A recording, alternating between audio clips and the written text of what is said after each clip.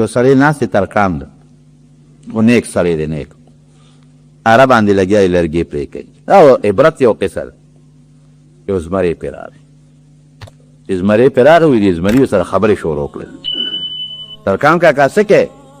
وي دا لرګي ریبم یو لاس د په کبډي نه راځي دا زمري ورته وایي نو که بل سړی وویل نو ویې به چې اوس داسې په مصیبت وایي تښتېده به ته زمري ته به چا خلاصو او زمري سره څوک کبډي کولی شي ورته ویې داسې کار دی زمریا ټینګ به راته نه شي ګورې ورته یې ویې ته را دې خوا چې معلوم یې کړو ویې ګوره سم شي ټینګ به راته نه شي ویې نه ته را دې خوا چې نو پته به ولګي ترکان کاکا ورته ویې ورېږه دا لرګي مې شروع کړی دی په دا نیمه کې نه شم پرېښودی دا لرګي پوره سر ته ورسوم ورې به م نو در پاسم ګورو به زمري ورته دقسې ناست دی او دی لګیا دی اوس هغه اره کوي زمري ورته وایي شابه ضروري به که نه یاره وایي دا اره په دې لرګي کې نه چلېږي بعضې وخت کې لرګي سخت شي که نه اره پکې نه چلېږي نو د پاسه پې شپې ته ټک والي د لرګي د پاسه هغه شپې ته چې پې ټک وي نو هغه لرګي پلو شي نو اره پکې چلېږي نو دی ورته وایي چې یاره شپې ته خو مې پې ټکوالی ده خو دا ده چې بیا هم پوره زور نه اخلي لرګی نه چلېږي ته یو مهرباني نه کوې ته را سره لږ امداد نه کوې چې لرګي ضروري وي چې په کبډي ورشو هغه زه سره څه امداد وکړم وایي ګوره ته خو هسې پهلوان یې که نه نو ته دا پنجه راوله په دې لرګي کې ورکړه چې زور ورکو دې لرګي ده نو چې زور وله ورکو که نه نو دا به زه ضروري به نو کبډي به وکړو هغه یې ډېره ښه ده حیوان خو بیا قمقدي کړ راویله هغه خپله پنجه په هغه لرګي کې په هغه چوندې کې وردن نه کړه او زور ورکوي چې دې ریبي هغه ورته زر هغه شپې ته وویسته چې شپې ته رابر نه ویسته لرګي خو راجوک شي که نه دا پنجه یې کلکه ونیوه بس ورپاسېده او چوکې ته یې ګوتې کړې اوس وی را میدان ته شه چې اوس سره کبډي وکړو هغه پنجه خو په لرګي کې نښتې او چې زور ورکوي خو داسې خوږېږي بس ترخه هم ورسره وه د ارم ورسره ده او سولې ملې هم ورسره د قصې پسې خو اسباب خو ورسره کلاشنکو پیر سره برابر دي چورو یې پیوګاله پرېښود چې سیت یې وویسته اتقوا فراست المؤمن نبی علیه السلام فرمایي چې مسلمان د هغه د هوښیارتوب نه یریږه فانه ینظر بنور الله چې نظر کوي د الله په نور کوي ته الله په زړه کې الهام کوي د حضرت موسی علیه السلام مور بل مثال درکوم د موسی علیه السلام مور چې کله فرعون هغه خپل خلق لیږل فرعون خپل خلق لیږل ماشومان راوله چې کوم هلکان پیدا کېږي جلالو فیصله کړې لیکن موسی علیه السلام پیدا شو مور سره غریبې سره فکر ده چې یا الله د سره به څه کوم اوس دا خو اوس که د فرعون لښکر راغی او خبریږي نو دا ماشوم به رانبوځي ولالی به نو روایاتو کې راځي چې دا چا ورته الوی فرعون ته چې پلانکي بني اسرائیلو فلانکي کور کې ماشوم پیدا شوی دی چې څنګه هغه دغه راغللو هغه کاردار نو دې تنور بل کړی و اور یې پکې بلو الله ولا بلکل دماغ له سلب کړل لکه انسان لیونی نشي د موسی علیه السلام د مور ماشوم یې راواغې په تنور کې وغورځو موسی علیه السلام یې تنور کې وغورځو اورونه کې لکه ښځه چې لیونی شي نو لیونیان خو په ځان نه پوهېږي هغې راله لوی ماشوم دا ها کوي او غږ هم نه کوي نو زه خولې ته عقل غشتی دی یو کوټه ګوري بله کوټه ګوري بل ځای ګوري اوس په تنور د چا خیال لري چې ماشوم بلا تنور کې پروت دی لار البار ته ووتل تاسو راته ظالمانو دروغ وی ماشوم خو نشته چې بار ته ووتل د دې عقل بیا الله واپس کو چې واپس یې کړې چې وګوري ماشوم مې څه کو خو تنور کې غورځولی دی ورمنډه یې کړې موسی علیه السلام یې تنور نه راواغې چې الله تعالی پې هغه اور ګلې ګلزار کړی لکه څرنګه چې په ابراهیم علیه السلام الله اور ګلې ګلزار هغې ته بیا چا الوی چې هغه ماشوم خو دا چل ورکره کور کې دی قرآن حکیم کې الله تعالی فرمایي چې ما د موسی و اوحینا الی ام موسی د موسی علیه السلام مور ته ما وحی وکړه نو ښځې ته خو وحی نه کېږي پیغمبره خو نه ده الله ولا لکې دا واچول لکې چې ته یو صندوق جوړ کړه ماشوم پکې بند کړه صندوق یې جوړ کړه ماشوم یې پکې بند کړه او یې دریاب کې وغورځوه صندوق یې دریاب کې وغورځوه عقلمن انسان دا کوي سوال نه پیدا کېږي دا چې پوره د هغه یقین نه دا چې ته کوي د خپله لاسه ماشوم رالم او بکس کې چې مو دریاب کې غورځومه دا خو چې د الله پوره رابطه ورسره نی او د الله په ذات پوره یقین نی د الله په خبرو پوره یقین نی دا کار څوک نشي کولی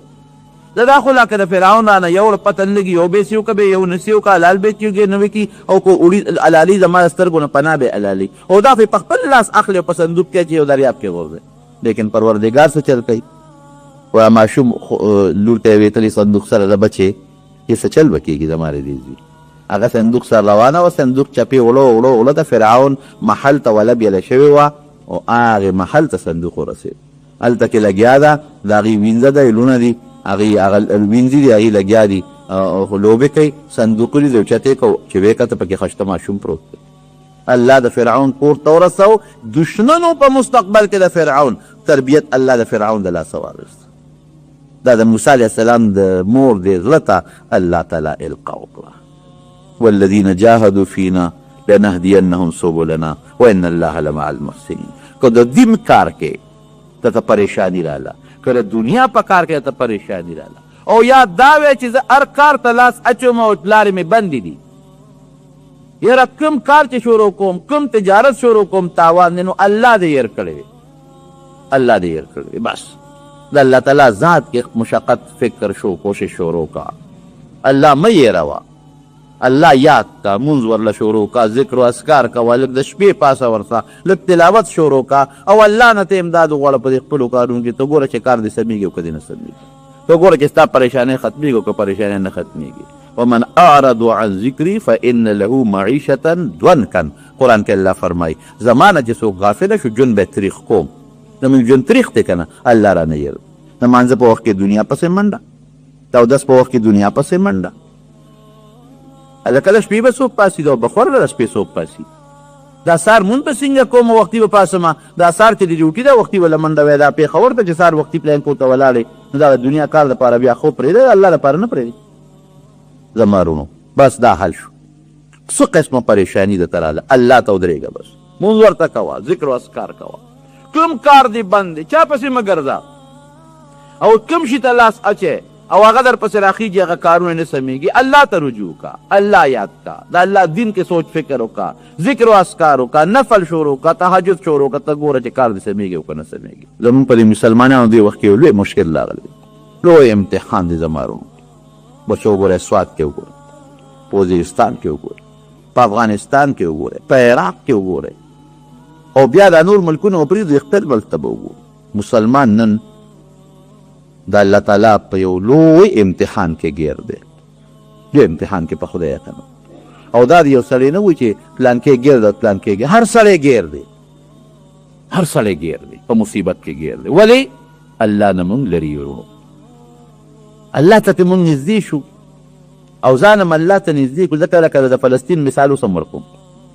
چې فلسطین څومره د یهودو له لاسه دغه فلسطین مسلمانان برباد شو. لیکن ورونو که تاسو ګورئ، ما طرف الحمدلله نه ټي وي شته، نه ټي وي ګورم او نه شته، خو اخبارونو کې کله کله ګورم، او تاسو په ټي ویګانو کې هم ګورئ. نو اوس هم هغه خلک الله نه لرې دی،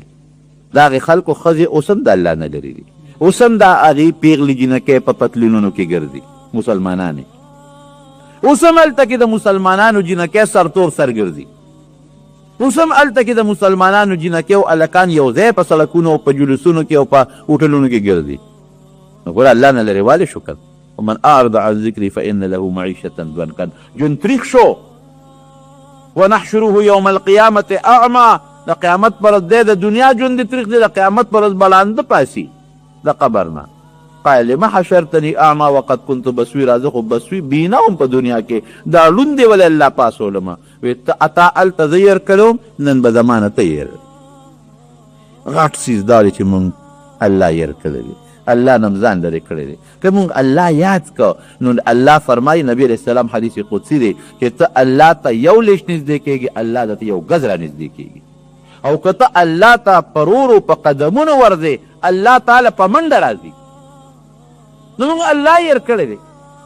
په واده کې شیطان خوشحالو، الله م یېر دی. په غم کې شیطان خوشحالو، الله م یېر دی. د دنیا په کاروبار کې الله یېر دی، شیطان خوشحالو. په تجارت کې مال ګټلو کې، په عبادت کې بیا مونږ شیطان خوشحالو، الله م یېر دی. مونږ په هغه طریقه نه کوو چې کوم د نبي علیه السلام مبارکه طریقه ده. دین پسې زمونږ خبرې دي، عالم پسې زمونږ خبرې دي، تبلیغي پسې زمونږ خبرې دي، نیک سړي پسې زمونږ خبرې دي، شیخ سره ګیرې پورې پسې زمونږ خبرې، پټکي پسې زمونږ خبرې دي. چې څوک د نیکۍ کار کوي او یو پوټې غلطي تېر شي، هغه پسې زمونږ خبرې دي. جومات پسې چې څوک جومات جوړوي، هغه پسې زمونږ خبرې دي. ته د خپل دین چېرته ما په دنیا کې دا ونه لیدل چې یهودیان دې د خپل دین پسې او د خپل دین والا پسې خبرې کوي. عیسایان مې چېرته ونه لیدل چې هغې خپلو پادریانو پسې خبرې کوي. بلکې قدر یې کوي او مسلمان دغه کوي سپین ږیري پسې مونږ خبرې کوو مشر سړي پسې مونږ خنداګانې کوو په لاره چې زنانه دي په هغې پسې مونږ خنداګانې کوو سکول ته که دا ماشومانې جینکۍ چې دا زما او ستا میندې لونه او خویندې دي هغوی هم زمونږ نه په قلاره نشي تللی په موبایلو دا لوی مشکلات دي ما ته خو دا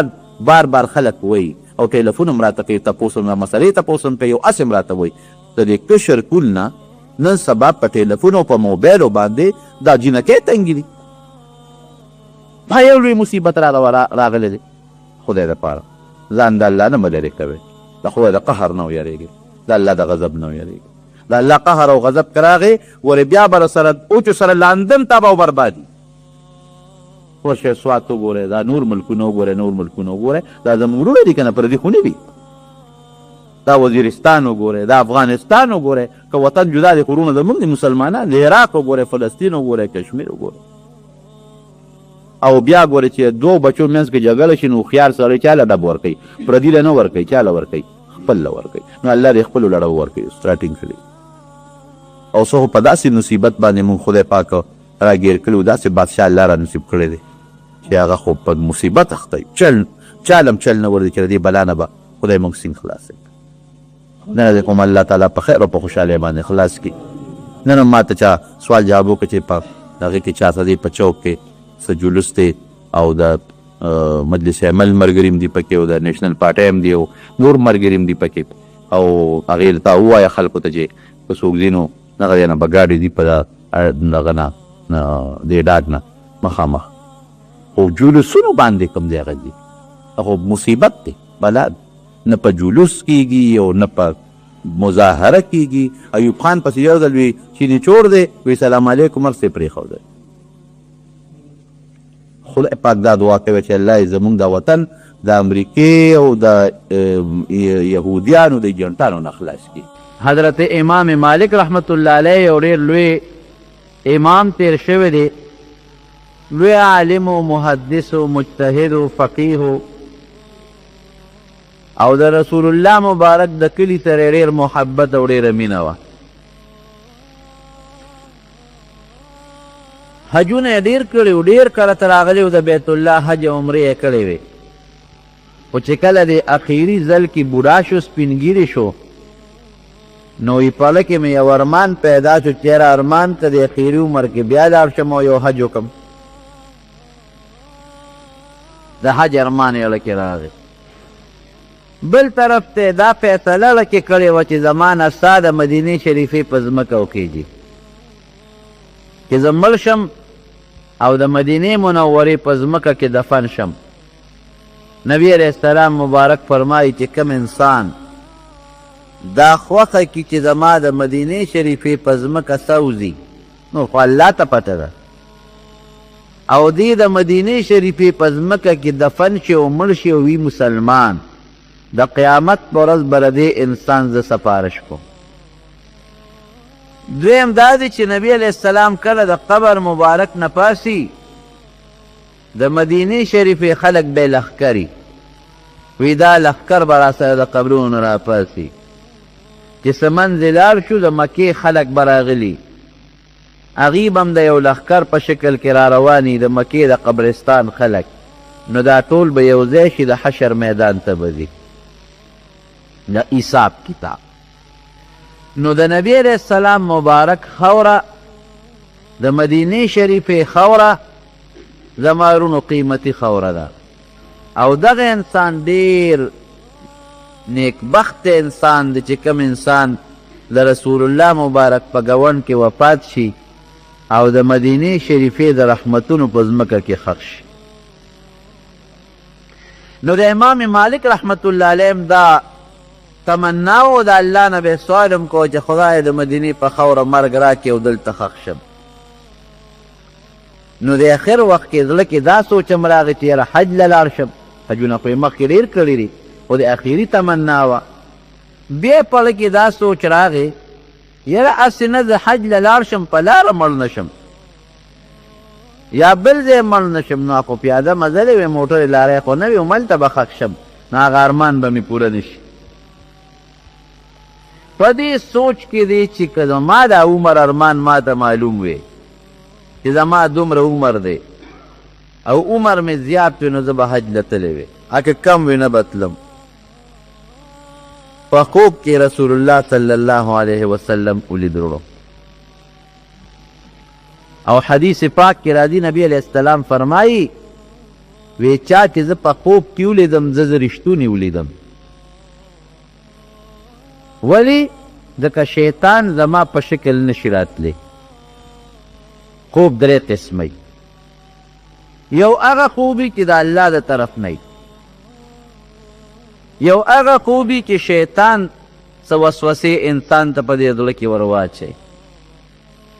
او یو هغه خوبي حدیث النفس ورته وایي چې انسان دروازې څه کار کوي د شپې خوب کې غیني. زمیندار دی د شپې خوب ویني چې یوې کوم، مولا د شپې خوب ویني چې زه درس کوم، ډرایور د شپې خوب ویني چې ګاډی چلو. دا دریم قسم خوب دی چې دروازې کم څیزونه د ده په دې زړه کې پراته دي اوله خوب کې دې ذهن ته راځي او یو د الله له طرف نه یو د شیطان د طرف نه. نو نبی علیہ السلام مبارک کې څوک په خوب کې وویني دا رښتونی خوبي دا دروغجن نی. ولې ځکه شیطان فإن الشیطان لا یتمثل بی، نبی علیہ السلام مبارک فرمایي شیطان زما په شکل نشي راتلی. یو سوال به ستاسو زړه کې راځي چیرې څوک خوب وویني نبی علیہ السلام وویني دا یقیني خوب دی نو دا خلک یې په مختلفو شکلونو ولې ویني؟ شکل خو د نبی علیہ السلام مبارک یو دی. څوک یې په یو شکل وویني، څوک یې په بل شکل وویني، څوک یې په بل شکل وویني. یو سړی یو وخت په یو شکل وویني او بل وخت کې دا بل سړی په همدغه سړی په بل شکل وویني. نو شکل مبارک خو یو دی نو دا په مختلفو شکلونو خلک ولې ویني؟ ورونو د دې دا جواب دی چې د دنیا لیدل د سترګو جدا دي او د خوب لیدل دا د زړه لیدل دي. سترګې خو پټې وي او د زړه مثال له شیشې دی. شیشه چې سینګی هغسې به راته شیقی، لکه بوتل که شین دی نو اوبه به راته شنې ښی، بوتل که تور دی اوبه به راته تورې ښی، د اوبو رنګ به توري. بوتل چې سپین دی اوبه به سپینې او بوتل که ډیر سپین دی اوبه به ښې سپینې ښی. بوتل که غونډې دی د اوبو شکل به غونډې، بوتل که اوږد دی اوبه به اوږدې وي او که بوتل څلور ګوټي دی وي اوبه به څلور ګوټي دي. دقه رنګې د انسان زړه دی. د چا زړه چې څومره پاک او صفا دی د زړه شیشه رسول الله مبارک به ورته هغسې صفا او پاک شیشه ښکاري. که د چا زړه خیرن دی نو شیشه کې چې ښکلی انسان شیشې ته وګوري او شیشه خړی نو هغه شکل ورته ښکلي نه ښکاري. داسې نه ده څنګه چې شیشه د شکل هغسې ښیي. د یو سړي زړه یو وخت کې خیرن دی نبی علیہ السلام مبارک ورته هغسې ښکاري او بل وخت کې زړه پاک دی نو نبی علیہ السلام مبارک ورته هغسې ښکاري. نو دا د زړه په اینو په شیشه ته رسول الله مبارک ویني. نو چې څنګه د چا د هر چا شیشه او د هر چا زړه جدا جدا مختلف دی نو رسول الله مبارک ورته په مختلفو طریقو ښکاري. خو نیکبخت انسان هغه کس چې نبی علیہ السلام مبارک په خوب کې وویني او چې چا په خوب کې ولید دله پکار دی چې لږه غوندې صدقه وکړي خیرات وکړي د خوشحالۍ نه یو دوه رکاته نفل وکړي او لږ درود شریف ووایي الله به دا مهرباني ورباندې کوي چې بیا به ورته نبی علیہ السلام ښیي. نو امام مالک رحمت الله علیه نبی علیہ السلام مبارک ولید په خوب. تپوس یې ترې وکړ وی د الله رسوله زما عمر څونه دی؟ نبی علیہ السلام مبارک ورته فرمایي وی په عمر څه کې؟ وی صاحب که لږي نو بیا ستا د کلي نه نوځم، دا مې خواهش دی چې زما نه الله ستا په دې خوره کې څه وباسي همدلته ښخ شم، او که عمر مې ډېري نو زم یو حج پکې کوم بیت الله ته به لاړ شم. رسول الله مبارک ورته په خوله غږ بلکل ونه کړ او دا خپلې پنځه ګوتې ورته دقسې مخامخ وښولې، نور یې په ژبه څونه وې. چې امام مالک راویښ شو را پاڅېده نو زړه کې سوچ کوي چې یاره ما خو د نبي علیه السلام مبارک نه د عمر تپوس وکړو هغوی په خوله مبارک غږ ونه کو دا پنځه ګوتې راته وکړلو د دې څه مطلب دا خو ښه حیران شم چې عمر مې 15 ورځې دی که 15 هفتې دی که 15 میاشتې دی که 15 کاله دی دا څه شو د خوب په تعبیر وګورئ هر سړی نه پوهېږي حضرت یوسف علیه السلام ته الله د خوب تعبیر ورکړی هغه د خوب په تعبیر ماهر په پیغمبرانو کې جیل کې چې کله یوسف علیه السلام پروت و 2 کسان ورسره جیل ته ننوتل 2 او 2 د بادشاه خادمانو یو به د بادشاه له ډوډۍ پخوله خباز و لنګري او یو به بادشاه ته شراب انګورو نه جوړول د شرابو د جوړولو ماهر و د اوبو د شربتونو بادشاه ته به شربت ورکړ نو یوسف علیه السلام په جیل کې و چې چا به خوب ولید هغه ته به بیان که تعبیر به یې ورته وکړو دې دواړو کسانو خوب ولید یوسف علیه السلام ته خوب بیان کړ او دا دواړه په څه کې جیل ته راغلي دې دواړو سازش کړی و چا پیسې ورکړې وې چې تاسو په دې ډوډۍ کې او په دې شربت کې زهر واچوئ په دې بادشاه د مصر اوسکی چې دنه خلاص شو دواړو سله وکړه یو وی زه به هم پکې زهر واچوم په ډوډۍ کې بل وی زه به په دې اوبو کې زهر واچوم او بادشاه له به ورکو مړ به شي تله یې وکړه هغه چې تله یې وکړه نو دې ډوډۍ والا خو پکې زهر واچول او چې دا چا به وله اوبه ورکولې نو ده وانه کړو ده ویې ټول عمر مې خدمت کړی دی ښې راسره کړي دي ولې ظلم وکړم سهار وختي چې ډوډۍ بادشاه ته کېښوده نو دا ساقي چې اوبو والا د ده پې رحم راغی ده خو ته خو خیال و چې دی بل په دې ډوډۍ کې زهر اچولي دي وایي بادشاه سلامت دا ډوډۍ مه خوره دی کې زهر دي ا ډوډۍ والا هم وایي چې دی د خو هم اچولي دي وایي صاحب د اوبه مسکه دی کې هم زهر دي بادشاه وی ښه دا ډوډۍ او د اوبه دواړه کېږدی تحقیق به وکړو دواړه جیل ته ولېږئ حوالات ته ولېږل چې معلومات وکړو چې کم یو زهر اچولي دي اوبه والا وی ما نه دی اچولي دا اچولي دي هغه بل وی صاحب ما نه دی اچولي دا اچولي دي دواړه لاړل جیل ته د یوسف علیه السلام سره ملګري شو دواړو خوب ولید او مارغه راځي هغه ډوډۍ تختی دواړه رالل یوسف علیه السلام ته وی یوسفه زمونږ ملګریه مونږ لر یو خوب تعبیر راکه وی څنګ وی زه دا خوب اینم چې زما د سر د پاسه ډوډو شپور پروت دی او مارغان راځي ډوډۍ ته تختی او دا بل ملګری مې خوب اینی چې زه ولاړ یم جام ګیلاس جګ را سره لاس کې دی او خپل بادشاه باندې بیا شراب څکم یوسف علیه السلام لاول خو هغې ته نصیحت وکړو چې یو الله ومنئ شرک مه کوئ د هغې نه پس یې د خوب تعبیر وکړو هغه اوبو والا ته وایي ساقي ته وایي ستا تعبیر خو دا دی چې ته به د دې جیل نه وځې خلاصېږې به واپس به بادشاه په خپل ملازمت نوکری بحال کوي او هغه ته به هغه خپل شراب څکي ستا خو دا تعبیر او دې بل ته وایي وی ستا به په سلیکۍ وجنې به او وی مارغان به راځي غوښې به تختی وی ما په ټوقې کولې خوب مې نولی دی بس وی اوس فیصله شوې ده که لیدې دی او که لیدې دی نو همدغې تعبیر دی او دې بل خو به تا غلط الزام لګولی دی لہذا دې بری کې وری ولی واپس زما خدمتګار او هغه ډوډۍ چې حیواناتو ته واچول هغه یې مړه کړل پته ولګېده چې پکې زهر و وی دې په سولی کې هم اقسې مارغان راتلل د سر نه به یې غوښې تختول نو د یوسف علیه السلام په الله د خوبونو د تعبیر مهارت ورکړی او د نبی علیه السلام مبارک تم د خوبونو تعبیر معلوم صحابه چې به د شپې خوب ولید نبی علیه السلام ته به راغلل صاحب دا خوب مې لیدل زر به یې تعبیر ورک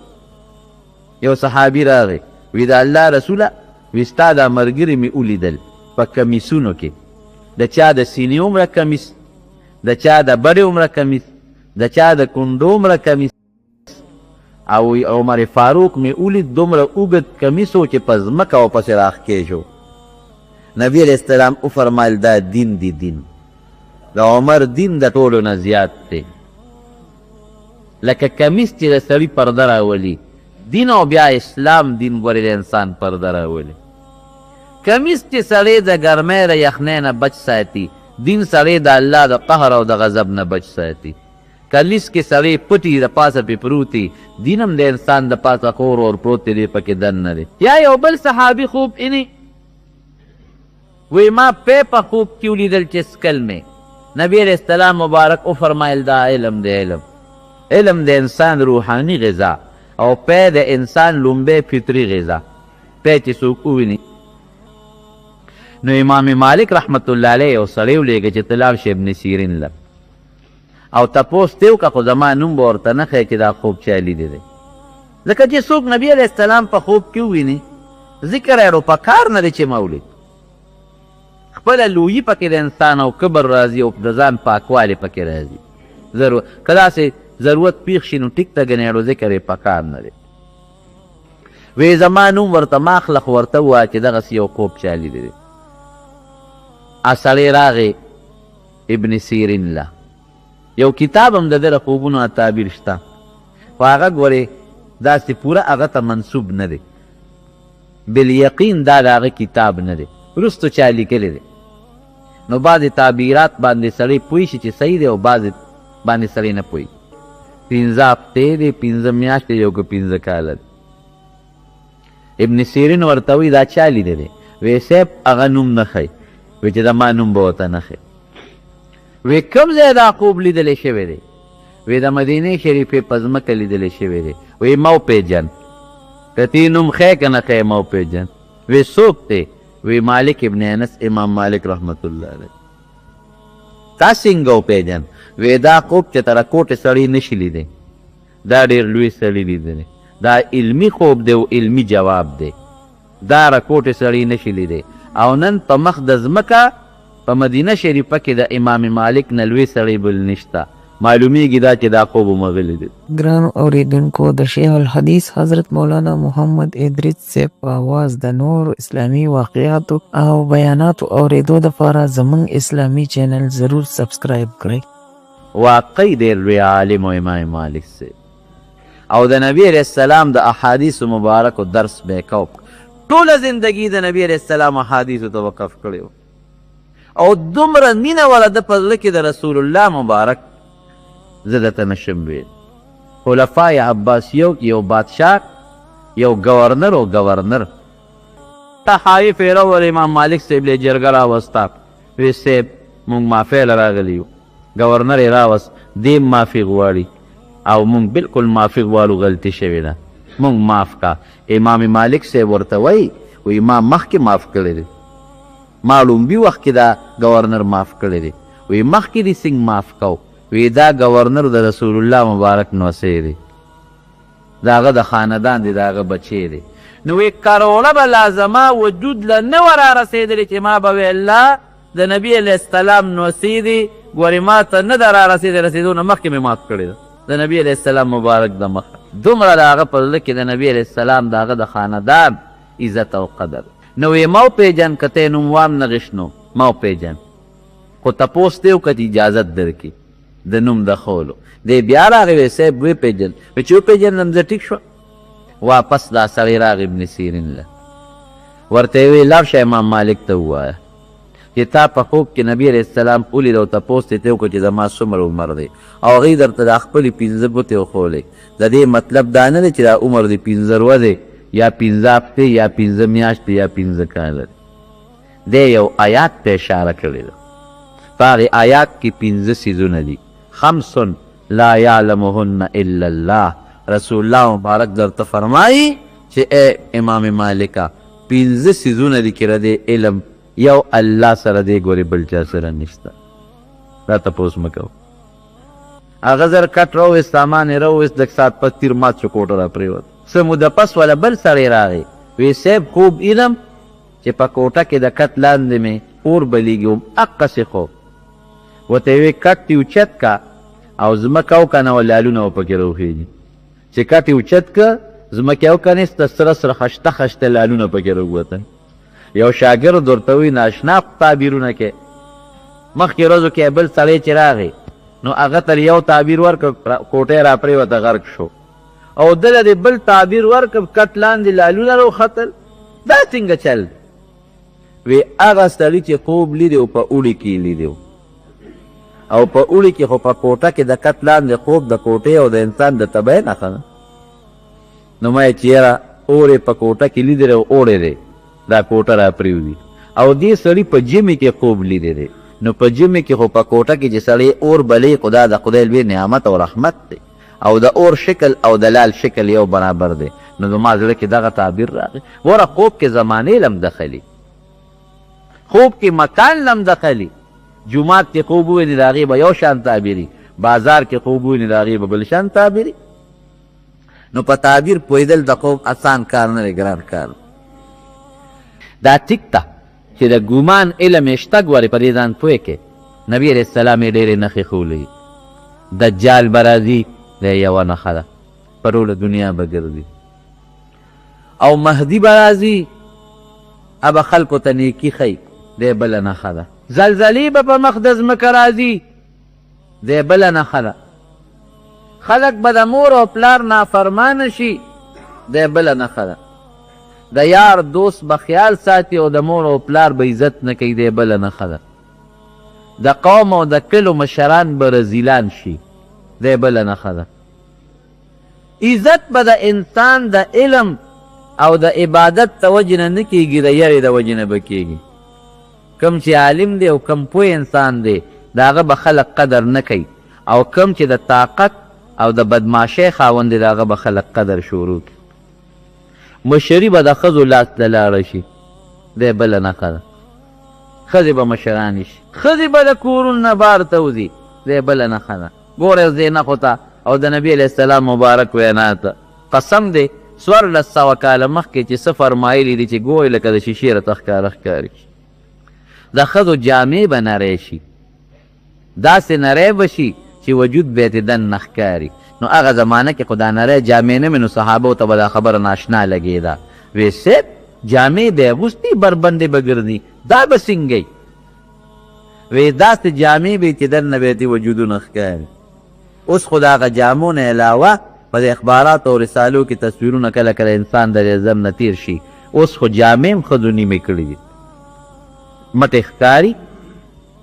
پتونان او لاندې پنډی ښکاري، خېټه نیمه ښکاري، ډېره زیاته بېحیایي قسم په خدای راله. او ښځې به سړو ته ځان مایل کوي او داسې شکل به جوړوي چې سړي ښځو ته ځان را مایل کړي. شته دا مثالونه کې نشته دی. او بدعملۍ به ډېرې شي، هر کور کې به بدعملۍ شروع شي. دا نښې دي. او غټې غټې نښې به یې دا شي چې زلزلې به راشي. شروع دي خو کمې. دجال به اخره کې راځي، عیسی علیه السلام به د بره نه راکوزېږي، د صفا د غونډۍ نه به یو حیوان روځي، دابة الارض، چې هغه کې به د هر شي نښی، د انسان نښه هم به پکې وي، د سپي به هم پکې وي، د غوی به هم پکې وي، د میخې به هم پکې وي، د مارغه به هم پکې وي. چې دنیا کې څومره حیوانات دي د دې ټولو حیواناتو نشان به په هغه کې وي. د یهودو حکومت په ټوله دنیا خورېږي. دجال چې کم وخت راکوزېږي نو دغې وخت کې به په مخ د ځمکه د یهودیانو حکومت وي. که ګوره نن امریکې مخ اغشتې ده که نه، خو د امریکې خپل زور نه دی، دا ټول سازش د یهودو دی. ګوره یأجوج او مأجوج به راخورېږي، دا د قیامت د نښو نه بله نښه ده. یأجوج مأجوج دا به راخواره شي، ابه دومره ډېرې چې څوک به د هغې د مقابلې طاقت نشي لرلی. دا نشانونه نبي علیه السلام مبارک ښودلي دي. مور به په کور کې لکه د ویل د خدمتګارې په شان ژوند تېری. پلار باندې به خلک په مجلس کې شرمېږي په ناسته. او راځي به د جمعې په ورځ قیامت، د جمعې ورځ دی او ټیم یې مخولی دی، حوض به برابروي، لاس کې به یې کرنډی وي او قیامت به راشي ثابتې وځي. دو کسان دي کپړه به یې خوره کړي، یو به وي په دې راکه بل به وي په دې یې خرڅوم، کپړه به همدغسې خوره پاتې شي ثابتې وشي. یو سړی به په اخر کې خپل څاروي ته ګیا اچوي پرې کوي به، هغه څاروي به ګیا ته لا خوله نه ښکته کړه چې قیامت به راشي. اسرافیل علیه السلام به شپېلې ووایي. نبی علیه السلام مبارک یو ځل پریشانه ناستو، چا ورته وی صیب ولې خپې؟ وی خپه به نیم. اسرافیل علیه السلام شپېلې په خوله کې نیولې ده او په سر یې پټیټ کړی دی، ځان یې تیار کړی دی شپېلې ته، او غوږ یې الله ته متوجه کړی چې کله به حکم راکوي چې شپېلې ووه. شپېلې به ووایي د دې خلکو نه به دا څاګانې نیغې وخېږي، ټوله دنیا به ختمه شي، یو د الله ذات به پاتې شي. اواز به وکړي لمن الملک اليوم، نن بادشاهي د چا ده؟ وی لله الواحد القهار. په خپله به اواز وکړي چې د یو خدای بادشاهي ده چې هغه ډېر زورور دی، په مخ د ځمکه واړه بادشاهان ختم. نورونو نښې نښانې یې نبي علیه السلام ښودلي دي، خو دلیقین دا نشي ویلی چې د قیامت به په کومو خلکو راځي. ګورې ټول به کافر چې قیامت په چا راځي. الله الله ویلو والا او په مخ د ځمکه او داسې جون به یو بل سره تیروي لکه د ځنګل حیوانات چې یو بل سره څنګه جون تیروي. نیکه واده به پکې ني، ځنګل حیوانات. او دا شروع شوې ده زمونږ پاکستان لا بد دی، لیکن کم خلک چې د نورو ملکونو نه د سیر و تفریح دپاره تللي دي او راغلي دي او ما ته یې تپوسونه کړي دي، لکه فلپاین شو یا استرالیا شو یا زمونږ د مسلمانانو ملک دوبۍ شوه، نو داسې بعضې حالات په هغې کې هم دا عذابتیالي شروع شوی. نو پوره علم چا سره شو د قیامت؟ یقین الله. څوک به په دغه قیامت کې راځي؟ د چا زامن بی؟ ورروز معلومه، لیکن نښې نښانې شته، پوره علم یو یا سره. عجیبه جواب ورکوي، ما عادت لها، تیارې دې وله څه کړی دی چې تپوس وکړې؟ څه تیارې دې کړی؟ هغه عجیبه جواب ورکوي، وی صاحب ما څه تیارې نه دی، ما عادت لها من کثیر صلات و صیام، ما نه ډېر منځونه کړي دي او نه مې ډېرې روجې نیولې دي او نه مې ډېرې صدقې کړي دي، ولکني احب الله ورسوله. یو شی دی چې الله او رسول سره مې مینه شته، دقه یو څیز دی، نور اسم نشته. وی المرء مع من احبه، چې دنیا کې د چا سره مینې قیامت کې به هم هغه سره ملګری. نو د قیامت علم یو د رب العالمین سره دی، بل چا سره نشته. دوی وینزل الغیث، د باران علم، الله به باران کوي، دا علم چا سره دی؟ الله سره.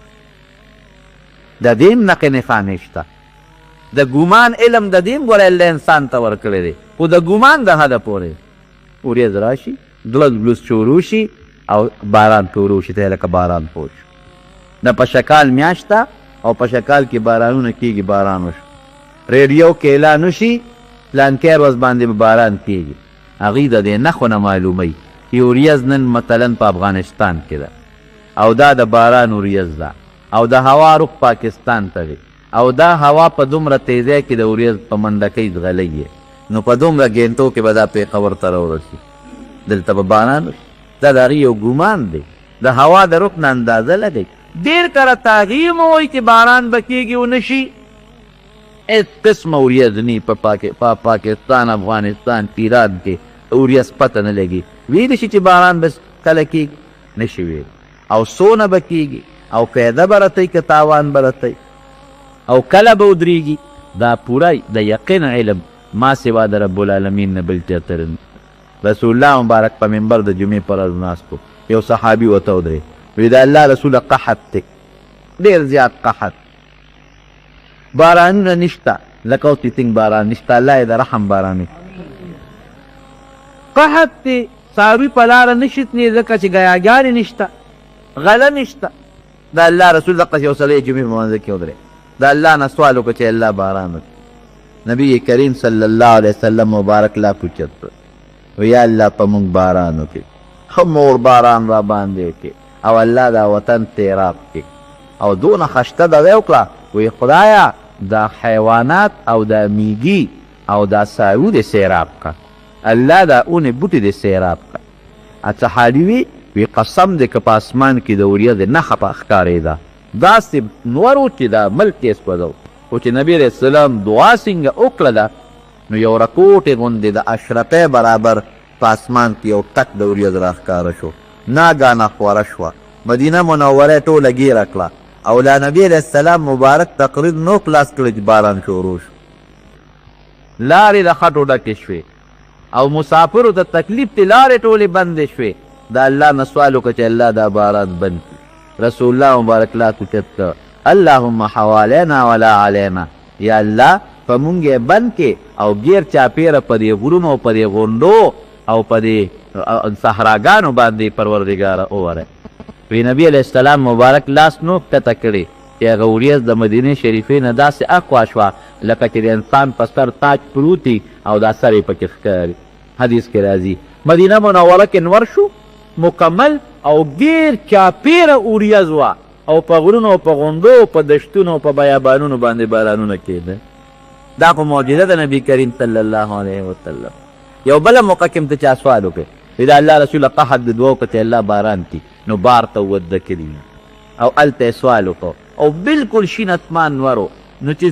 څنګه دعا وکړه باران نازل شو نو صحابه منډې والې نو نبي علیه السلام خندل یو څه د باران سوال کو ته تک ته منډې ته وهې نو د باران یقیني علم چا سره دی نو یو الله سره بل چا سره نشته پخوا دا مشرانې دیانې وو هغوی به د زنانه نه تپوس وکړو او هغه نښې به یې وښولې نو هغوی ته به هم دا اندازه لګوله چې هلک دی یا جینۍ یا اوس الټراساونډ وغیره له لاړ شي د هغې نه معلومات کوي چې هلک جینۍ خو ګورې دا د ګمان علم دا هم د ګمان علم دی یقین نه دی بل د ما لفظ دی ګورې په دې ځان پوهې کې بعضې خلک دی کې غطا شي یعلم من فی الارحام نه دی دا مطلب نه دی چې د مورګېره کې هلک دی کې جینۍ دی یعلم ما فی الارحام دا طالبانو زمونږ دغه پې پوهېږي علما چې من د عقلمند دپاره استعمالیږي په عربۍ کې او ما د غیر عقلمند دپاره استعمالیږي یعلم ما فی الارحام ما فی الارحام سو اول نه چې په دې رحم کې څه شته او که نشته ګېډه کې یوه شته جمدی به پیدا شي که مړ به پیدا شي تور به پیدا شي سپین به پیدا شي نیکبخت به پیدا شي بدبخته به پیدا شي د لږ عمر به پیدا شي د ډېر عمر به پیدا شي هلک به پیدا شي جینۍ به پیدا شي مسلمان به پیدا شي کافر به پیدا شي جنتی به پیدا شي دوزخي به پیدا شي دا د یقین علم ما سوا د الله نه بل چا سره شته نشته دا یو الله سره دی بل چا سره نشته نبی علیه السلام مبارک لم که څوک راغلي دي په دې کې جواب نه دی ورکړی او بل وما تدري نفس ماذا تکسب غدا یو انسان ته دا پته نه لګي چې زه به سهار له څه کوم ولې د ګمان علم بیا شته یقین یادم د ګمان شته ځکه بعض انسان وایي ډیوټۍ له به زه ولاړ شي او بخور به کوم او بخور وکړي مونږ پرون وی د جمعې مانځه له به زه رالو نو د ګمان علم دا شته تجارت له به ځم مزدورۍ له به ځم د یو دوست ملاقات له به ځم او هغه وشي خو یقیني علم دا چا سره دی نو الله سره ځکه ډېر کله یو انسان ده وایي وی سهار نه به که خیر ځم پېښور ته سودا به وړم دکان نه په محله کې مړی وشي لاړ نه شي زوی یې ناجوړه شي لاړ نه شي ډیټۍ له به ځم اړو لاړ نه شي پاتې شي او بخور له به ځم د شپې باران وشي اړو وي نه شي بل څه مسله ورته مړی پېښ شي جمدې ورته پېښ شي او لاړ نه شي نو د ګمان علم د دې شته د یقین علم چا سره دی نو الله سره د حضرت علی رضی الله عنه چا تپوس وکړو وی الله په څه پېژنې عجیبه جواب یې ورکړو وی زما د الله په وجود دا دلیل دی چې زه ډېر کله ته اراده د یو څیز وکړم او وشي بل نو دا زما د اراده چا بدله کړه دننه خو څوک شته نه چې پیچ تاوی د اراده چا بدله کړه معلومیږي دا چې یو ذات شته چې زما زړه د هغه په اختیار کې دی کله یو خوا اړ یو کله بل خوا او پنځم وما تدري نفس بأي ارض تموت یو انسان ته دا پته نه لګي چې زما نه به سا په کومه ځمکه خېږي دا د یقین علم د ګمان خو شته ډېرو خلکو ځان له قبر جوړ کړي او هغې کې توسي په هسپتال کې ته څه وکېږي اکسیډنټ کې ته څه وکېږي بم یې والوځي تا ته وکېږي دا علم چا سره شو د یقین یو الله سره نه امام مالک ته وایي د عمر تپوس مه کوه ګورې یو په دې کې د انسان د سا د خطو ځای او وخت دی د هغې علم نه ما سره شته او نه تا سره شته دا یو رب العالمین سره دی د دې پنځو څیزونو علم د انسان سره رونو نشته نور هم ډېر څیزونه دي خو دا هغه غټ غټ څیزونه دي یو الله سره علم ګوره رونو سا څوک وباسي حضرت اسرائیل علیه السلام الله مقرر کړي نبي علیه السلام مبارک یو ځل تپوس وکړ وی تا ته پته لګي چې د چا نه به کله څه وباسې پلانکي نه به کله وباسې وی نه نو ته څنګه څه وباسې وی کله چې الله د یو انسان د مرګ اراده وکړي لږ ساعت مخکې ما ته وی ورشه پلانکي به په پلانکي ځای کې نه ساعت یې واخله ورشم ساعت یې واخله ابن کثیر یو واقع لیکلی او معرف القرآن کې مولانا مفتی شفیع صاحب رحمت الله علیه هم لیکلی یو ډېره مالداره ښځه وه ډېره زیاته مالداره د هغې یو ماشومه جینۍ وشوه چې جینۍ سنګ پیدا شوه نو یو نوکر یو خادم خاص نوکر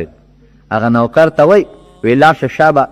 د هغه ماشوم د پیدایش نه پس چې کوم ضروریات یې دا راوړه پیسې ورته شا منډه هغه چې سنګ د دروازې نه بار ووت یو سړی په مخه ورغی د دروازې نه بار اوس پېشمنۍ وختي سړی ورته څه کوې وی زما د دې نیکې لور شوه او زم د بازار نه څه څیزونه یې راته وخول هغه راوړم وی ښه وی دا ماشومه به لویېږي او دا به سلو سره بدعملي کوي او مرګ به د غټ جولاګي نه دا غټ غوندې جولاګي وي دا دومره غټه غوندې شاته دا کولمه غوندې لري دا یو دا والو یو دا غټې د دې غټ جولاګي نه به مرګي ده وی ښه وی بس او سړی غیب شو بس دې لکه رامنډه کړې چې دا جینۍ به دومره بدعملي چې سلو سره به ګناه کوي نو دا خو وجل پکار دی بس هغه سودا پرېښود او چاړې راواغېسته او ورغرې وال د هغه ماشومې پښې ته یې چاړه کېښود او وینې ته یې اوبه یې او دا وتښتېد نوکر وتښتېد دا جینۍ چې ده نو چې وینې شوه ښځه هم حیرانه دي چې ماشومه به پیدا شوه نوکر مې سودا پسې ولېږه او نوکر راغی اوس خېټه یې وله وڅېرله خیر ښځې منډې تل د هغه زمانه کې چې سیلاج و طبیبان حکیمان حکمت او د مضبوط حکمت زمانه وه خېټه یې وله وګنډله هغه ماشومه خدای جوړه کړه جوړه شو او دا سړی وتښتېد ځنګل ته چې ما خو د نیکې لور مړه کړله څه به وي راته خو د یو نیک عمل مې وکړه د ګناه نه مې دنیا خلاصه کړه دا به هم سل ګناهونه کوي او سل خلک به هم په ګناهونو مصیبت کې اچي دی لاړ وتښتېد ځان یې تجارت شروع کړ او تجارت یې شروع کړ ډېر مالدار ته جوړ شو د دغې سړي نه او دې خوا ته دا جینۍ لویه شوه او ډېره زیاته خوبصورته وه مور یې مړه شوه د هغې بنګلې مالکه شوه اوس هغه سړی چې مالدار شو هغه نوکر او ډېرې پیسې او ځمکې څیزونه یې وګټل نو هغې وایي چې ځان واده کو یاره په دې کلي کې به خشته جینۍ څوکي څومره مال چې زه ورکوم څومره مهر چې ورکوم خو مزېدار اعلی بنګله وله جوړوم خو چې خشته دا جینۍ ورته چوکوله خو ده خو یې دا مړه ده که نه ده څه پېژندله چې دغه جینۍ دا به لویه شوي او زمانه هم ډېره تېره وه د خلکو د پېژنګلونه هم اوتې او د جینۍ ته د خاوند سره پروردګار دومره مینه پیدا کړه چې د خاوند ښځې که به مینه د هغې نه یو بل سره زیاته مینه وه یو ځل دې سړي د دې جینۍ په دې خېټه کرښه ولیده ورته یې ویې ښځې په دې خېټه یې دا دونه غټ دار دسته دی وی دا سړي ما ته مور قصه کړې وه چې کله زه پیدا شوم نو زمونږ یو نوکر و هغه مې ولېږه بازار ته سودا ده او ناګانه راننوت او په مې په چاړه غزار وکړو او خېټه یې وشلوله او حقه چې هغه نوکر روک شوی دی نو روک دی او بس پوه شو چې دا خو مغه جینۍ زما نکاح له راغلې نه دا خو مغه ده جوړه شوې ده ورته یې ویې هغه خو زه یم نوکر په ټوله قصه یو بل ته وکړه جینۍ ویرېده چې دا څنګه چلو شو سړی هم پریشانه شو ویل یو تپوس ته نه کوم نورې خبرې وروسته ورېښې یو تپوس ته نه کوم ما چې ته په چاړه ووالې په دې وجه مې ووالې چې بار یو سړي ما ته یو خبره وکړه چې دا به سلو سړو سره بدعملي کوي رښتیا راته وایه ورته یې ویې یاره دا خبرې پرېږده وی نه دا مې سره وعده ده چې ته مې ښځې او زه دې خاوند یم پرېښودل نشته تا سره بې مینه ده خو رښتیا الله ته ووایه وی بلکل همدقسې را سلو خلکو سره سرو سره مې بدعملي کړې او چې یو د پاسه سلم سړی را نږدې شو نو هغه زه مو یرولم چې د خدای نه ویرېږه او په خپله مو یرېده حقه وخت مې توبه وویسته هغې نه پس مې چا سره بده مدینه ده کړې وایي ښه دا خبره خو هم رښتیا شوه خو ما ته په هغه سړي ویلي وه له غیبو سړي چې د جولاګي نه به له دې ښځې مرګ وي ښځې دا به څه کوو نو نوکر یې نیولو په کور کې چې به یې جولاګي نیو تس به یې ورکه ووژنې او بیا یې ځان له یو محل جوړ کړو دې ښځې لپاره خوښه یې وه ډېره داسې محل یې وله جوړ کړو چې په هغې کې د جولاګي نامونشاد قیمتي محل اعلی پوه یو ځل وی دواړه په کټ کې ناست په یو ګوټ کې یو جولاګي راښکاره شو دغه غټ دا سړی دې ښځې ته وایي ښځې هغه دی هغه جولاګي راښکاره شو په یې اوچته کړله کیړه یا چپړه او زور یې ورکړ په خپه باندې یې مړ کړ د دې نوک خوږ و د هغې هغه زهر یې دې نوک ته راورسېده مفتي شفیع صاحب د دې آیات لاندې لیکلي دي اینما کنتم یدرککم الموت اینما کنتم ولو کنتم فی بروج مشیده که په غټو بلډینګونو کې اوسېږئ خو چې کوم ټیم مقرر د کوم سبب نه په هغې به مرئ که دې ښځې ته دا پته وه چې ده به په دې محل کې بره مرم د جولاګي نه او د دې جولاګي نه دا به دا محل ته تللې وه لاندې کوټه کې به وه دغه جولاګي زهرو ته به یې خپه نږدې کړې وه نو دا 5 څیزونه دي چې د دې علم یو الله سره دی ما سوا د رب العالمین نه بل چا سره د علم